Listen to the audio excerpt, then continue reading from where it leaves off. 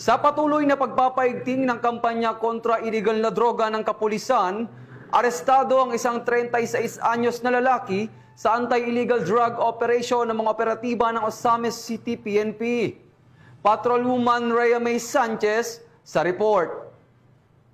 Arestado ang isang individual sa ikinasangbay bust operation ng mga operatiba ng Ozamis City PNP sa barangay El Colornifo, Ozamis City, Misamis Occidental nito lamang ikadalawa ng Nobyembre taong kasalukuyan. Kinilala ni Police Lieutenant Colonel Harvey Abellanoza, officer in charge ng Ozamis City Police Station, ang suspect na si alias Nognog, lalaki, 36 anyos, at residente ng nasabing lugar.